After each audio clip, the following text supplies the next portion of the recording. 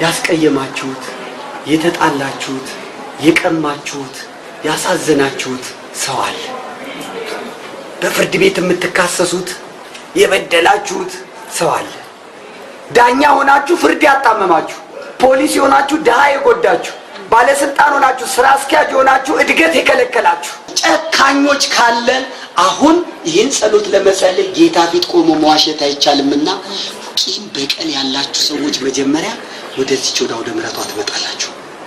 ይቅር በለን ብለን ከዛ እንጸልያለን። ቅዳሴ በወር አንዴ ተለምኖ እሱንም በጉቦ በአበል አንድ ቤተ ክርስቲያን ሲሄድ አበል ነው የሚቀበለው፣ አበል ነው የሚወስደው። ታቦት ነጋዴ ነው። አሜሪካ ላለ ቤተ ክርስቲያን ታቦት የሚነግድ ነው። $4000 አንድ ታቦት የሚነግድ ነው። አሜሪካ ሄዶ የዲፕሎማቲክ መታወቂያ አለው።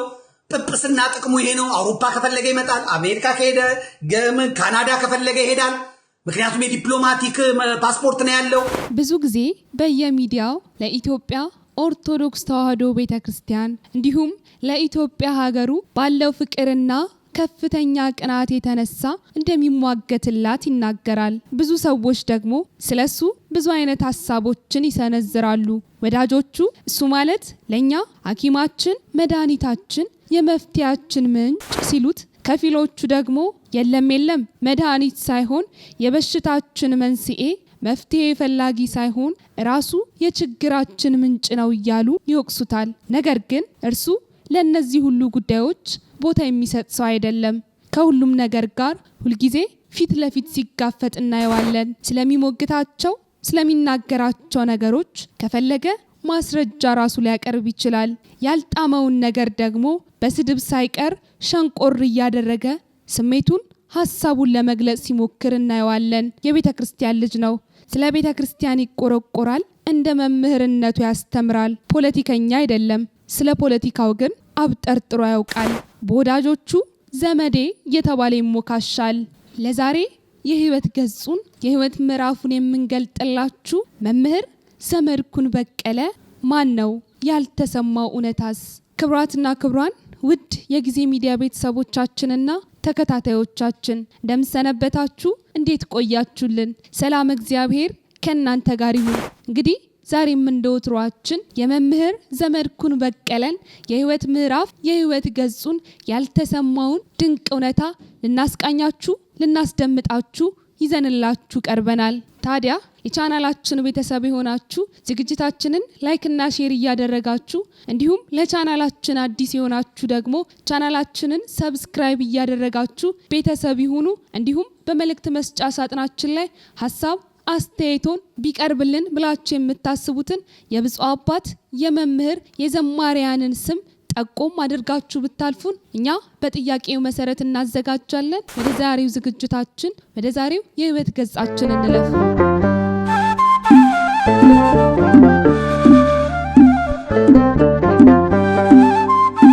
መምህር ዘመድኩን በቀለ ወይንም ዘመዴ ትውልድና እድገቱ በሐረር ከተማ ሲሆን በጣም በጥሩ አስተዳደግና በቅድስት ቤተክርስቲያን እንዳደገ ይነገራል። ትምህርቱን እንዲሁም ሌሎች የህይወት ውጣ ውረዶችን የሚያሳልፈው እዚያው ተወልዶ ባደገባት የሐረር ከተማ ነበር። ብዙሃኖቻችን ዘመድኩን በቀለን የምናውቀው መረጃ በተሰኘው ሚዲያ ነጭ ነጯን በተሰኘው ዝግጅቱ ሲሆን የብዙሃኑን ችግርና ብሶት እየፈተሸ እየመዘነ እንዲሁም ፈልፍሎ እያወጣ በአደባባይ የሚወቅስ የሚጋፈጥ ሰው ነው ዘመድኩን በቀለ በልጅነት እድሜው ነበር ወደ ቅድስት ቤተክርስቲያን እንደገባ የሚናገረው። የቅድስት ቤተክርስቲያን አገልጋይ እንዲሁም ለቅድስት ቤተክርስቲያን ዕለት የሚሟገትና በተለይም ደግሞ በተለያዩ ቦታዎች በተለይ በሀገረ ኢየሩሳሌም ለሕዝበ ምእመኑ ሲያስተምር እንዲሁም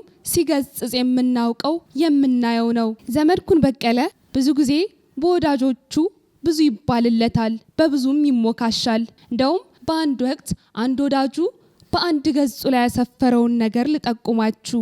መምህር ዘመድኩን በቀለ ማለት ለኢትዮጵያ ኦርቶዶክስ ተዋሕዶ ለቅድስት ቤተክርስቲያን አማኞች ጥቃትና የተደራጀ ተጽዕኖ ድምጹን ከፍ አድርጎ የሚያሰማ እንዲሁም የተለያዩ ግጭቶች ሲፈጠሩ ደግሞ ስለ ግጭቱ ስለ ክስተቱ መረጃ ጭምር በማብራሪያ አስደግፎ የሚሰጥ የሚሞግት የሚቃወም ለቤተ ክርስቲያንም ሰለቸኝ ደከመኝ ሳይል በርከት ያሉ ጦማሮችን የሚያሰፍር የሚያስቀምጥ መምህራችን ነው ወዳጃችን ነው በማለት አንድ ወዳጁ ስለሱ አስፍሮለት ነበር። ታዲያ ይህንን የሰሙ ተቃራኒ የሆኑ ግለሰቦች ደግሞ ከፊሎቹ ስለ ዘመድኩን በቀለ እንዲህ ሲሉ ይገልጻሉ። ይህ ሰው ለቅድስት ቤተ ክርስቲያን የሚሞግት መፍትሄ ሰጪ ወይንም ፈላጊ ሳይሆን ራሱ ግጭትን የሚያጭር ሰዎችን በመሳደብ የሚያምን እንዲሁም አብዝቶ መሳደብ የሚያዘወትር ሰው ነው እያሉ ይሞግታሉ። በዚህም ምክንያት ጎራ ለይተው ስለዚህ ሰው ብዙ ይላሉ። እርሱ ግን ስለሚባለው ስለሚነገረው ነገር ግድ የሚሰጠው ሰው አይደለም።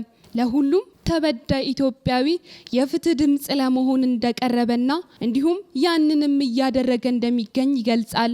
ኑሮውን በሀገረ ጀርመን ያደረገው ዘመድኩን በቀለ ከሀገር የወጣው ገና በአፍላነት በልጅነት እድሜው ነበር። አብዝቶ የሚሞግትላትን ውድ ሀገሩንና ያደገባትን ቅድስት ቤተ ክርስቲያን ጥሎ በልጅነት እድሜው ነበር የስደት ህይወትን የጀመረው። የሚወዷትን የሚያውቋትን ሀገር ሲርቋት ይበልጥ ትቀርባለች በሚለውም ብሂል ተነስቶ በልጅነቱ ጥሏት ርቋት የሄደውን ሀገሩን ዛሬ ላይ ይበልጥ ቀረበችውና እንዲሁ በብዙ አውቃት ስለ ሀገሩ ይሞግታል።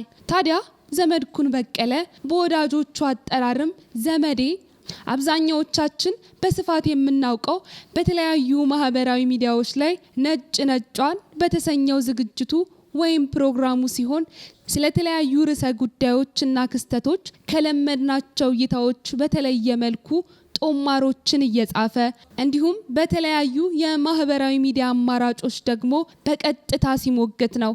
እርሱም ቢሆን ራሱን ለመላው ኢትዮጵያዊ የሚታገል አድርጎም ይቆጥራል። ይህንንም መሰረት አድርጎ ከቀደሙት የኢትዮጵያ አመራሮች አንስቶ አሁን እስካለንበት ጊዜ ድረስ በሀገራችን ስላሉ የፖለቲካ ሰዎችና ትክክለኛ አይደለም ብሎ የሚያስበውንና የሚያምንበትን የፖለቲካ መንገድ ሲተች እናየዋለን። እንዲሁም በቅድስት ቤተ ክርስቲያናችን አግባብ አይደለም ብሎ የሚያስበው ጉዳይ ሲከሰት ለዚያ ጉዳይ ምላሽ ለመስጠት ለመተቸት ወደ ኋላ አይልም። በዚህም አቋሙ ታዲያ ብዙ ሰዎች ለዘመድኩን በቀለ ይህንን ጥያቄ ያነሱለታል። ዘመድኩን በቀለ ሀገር ምራ ተብሎ ቢሰጠው እንዴት ሊመራ ይችላል? እርሱ ግን ይመልሳል። ለኢትዮጵያ ሀገራችን የፖለቲካ አቋም ሳይሆን ቀና ልብ ብቻ ነው የሚያሻት። ቀናነት ሀገርን ለመምራት ትልቅ ዋጋ አለው በማለት ምላሽ ይሰጣል። ሀገርንም ምራ ተብሎ ቢሰጠው እንኳን እንዲህ ባለ መልኩ እንደሚመራትም ይናገራል። ዘመድኩን በቀለ ሁሉን አብጠርጥሮ የሚያውቅ በቅድስት ቤተ ክርስቲያን እንዳደገ የሚናገር የቤተ ክርስቲያን ልጅ ነው። ለዚህም ደግሞ ማሳያችን በተለያዩ ጊዜያት በተለያዩ ቦታዎች በደንብ አብራርቶ ህዝበ ምእመኑን ሲያስተምር ማየታችንና እንዲሁም ደግሞ በተለያዩ አጋጣሚዎች ስለ ቅድስት ቤተ ክርስቲያን ሲሞግት ማየታችን ነው። ዘመድኩን በቀለ ብዙ ጊዜ የሚተችበት አንድ ጉዳይ አለ። እርሱም በማህበራዊ ሚዲያዎች በሚጽፋቸው ጽሁፎች እንዲሁም በሚለቃቸው ተንቀሳቃሽ ምስሎች ላይ የሚጠቀማቸው አግባብነት የሌላቸው ቃላቶች ወይንም ስድቦች ናቸው። በዚህም ምክንያት ብዙ ይተቻል፣ ብዙ ይነቀፋል። እንዴት ስለ ሃይማኖቴ ጠንቅቄ ያውቃለሁ፣ ስለ ሀገር ስለ ቅድስት ቤተ ክርስቲያን ሞግታለሁ የሚል ሰው እንዴት እንዲህ ባለ መልኩ የስድብ ቃላትን ይጠቀማል በማለት ከብዙ ሰዎች የትችት ሀሳቦች ይሰነዘሩበታል። እርሱ ግን አሁንም ድረስ ሀሳቤን ይገልጽልኛል ብሎ ያሰበበትን ቃልና ንግግር እንዲሁም ስድብ መጠቀሙን አላቆመም። ዘመድኩን በቀለ ብዙ ጊዜ በወዳጆቹ እንደሚነገርለት ስለ ቅድስት ቤተ ክርስቲያን ብቻ ሳይሆን ለሁሉም የሃይማኖት ተከታይ ያለ ልዩነት መልካም በመስራት የሚታወቅ ነው ይባልለታል። ለዚህም ማሳያ የሆናቸው ዘንዳ ከዚህ ቀደም ተነስቶ የነበረውና ብዙሃኑን ያስደነገጠው የሊቢያ ሰማዕታት ጉዳይ ትልቅ ማሳያቸው ነው። በዚህም ክስተት ታዲያ ልጆቻቸውን ላጡ ቤተሰቦች የተለያዩ ድጋፍ እንዲሁም እርዳታ ከሌሎች ግለሰቦች በማስተባበር እንደሰጠ እንዲሁም እነዚያ ቤተሰቦችን እንዲረጋጉ አብሯቸው እንደነበር በአንድ ቃለ መጠይቅ ላይ ራሱ ተናግሮ ገልጾታል። ይህንንም ስራውን እንደሚቀጥልበትና ማንኛውም ሰው ወገን እስከሆነ ድረስ ሊደገፍ ሊታገዝ እንደሚገባም በቃለ መጠይቁ ላይ አብራርቶ አስረድቶ ገልጾ ነበር። የሰው ልጅ በህይወት እስካለ ብዙ መፈተኑ አይቀርምና ዘመድኩን በቀለ በተለያዩ አጋጣሚዎች እንዲሁም ጊዜያቶች ብዙ ፈተናዎች ገጥመውታል። እንደውም በአንድ ወቅት አሁን በሚኖርባት በሀገረ ጀርመን በጀርመን ፌዴራል ፖሊስ ተከሶ እንደነበርና ጊልገላ የተሰኘው መንፈሳዊ መዝሙር ቤቱም ተዘግቶ እንደነበር ይታወቃል። እንዲሁም ጊልገላ የተሰኘው መንፈሳዊ መዝሙር ቤቱም ተዘግቶ እንደነበር ይታወቃል። እንዲሁም በሚያደርጋቸው እንቅስቃሴዎች በፌስቡክ ገጹ ላይ በሚጽፋቸው ጽሁፎችና በዩቲዩብ ቻናሉ በሚለቃቸው ተንቀሳቃሽ ምስሎች የተነሳም የፌስቡክ ገጹ ተዘግቶበት በዩቲዩብ ቻናሉም ስራዎችን እንዳይሰራ ታግዶ እንደነበርም የቅርብ ጊዜ ትውስታችን ነው። ነገር ግን እርሱ በእነዚህ ሁሉ ፈተናዎች የሚበገር አይነት ሰው አይደለም። በወዳጆቹ ብርታትና እገዛ እንዲሁም ድጋፍ ዛሬም እርሱ ልክ ነው ብሎ የሚያምንበትን ነገርና የሚያምንበትን መንገድ ስተት መስሎ የተሰማውን ማንኛውም ፖለቲካዊ፣ ሃይማኖታዊ እንዲሁም ማህበራዊ ጉዳዮች ሲተች ሲነቅ እንዲሁም ማብራሪያ ሲሰጥበት እናያለን። ዘመድኩን በቀለ በሚኖርባት ሀገር በሀገረ ጀርመን የትዳር ህይወትን የመሰረተና ልጆችን ያፈራ አባትም ጭምር ነው። ከቤተሰቦቹ ጋርም አሁን ባለበት በሀገረ ጀርመን ኑሮን አድርጓል። አሁንም እንደወትሮ በብርቱ ነቀፌታውን ቀጥሏል። ወቅታዊ በሆኑ ጉዳዮች እንዲሁም በሀገራችን እየተከሰቱ ስላሉ ግጭቶች ላይ ሀሳቦችን እየሰነዘረም ይገኛል። አሳድጋኛለች ላለው ቅድስት ቤተክርስቲያንም አሁን ያለችበት የፈተና ወቅት ነውና እርሱም እንዲሁ ለፈተናዎቹ መንስኤ ብሎ ያሰባቸውን ሰዎች በብርቱ እየተቃወመና እየነቀፈ የሚገኝ ሰው ነው። በእርሱ ዘንድ የሚታለፍ ሰው የለም። ታዲያ ይህ ጉዳይም ይህ በብርቱ የመሞገቱ ነገርም በብዙሃኑ እንዲደገፍ ይበልጥ በወጣቱ እንዲወደድ እያደረገው ይገኛል። ለዚህም ትልቅ መንገድ ፈጥሮለታል። አሁንም ግን በከፊሉ ህብረተሰብ ዘንድ ያለው ተቃውሞና ነቀፌታው እንደቀጠለ ነው። ውድ የጊዜ ሚዲያ ቤተሰቦቻችን ለዛሬ በመምህር ዘመድኩን በቀለ የህይወት ምዕራፍ የህይወት ገጽ ላይ ያሰናዳንላችሁ ዝግጅታችን ይህንን ይመስላል። በሌላ ዝግጅት በሌላ የህይወት ምዕራፍ እስከምንገናኝ ሰናይ ጊዜ ለእናንተ ተመኘን።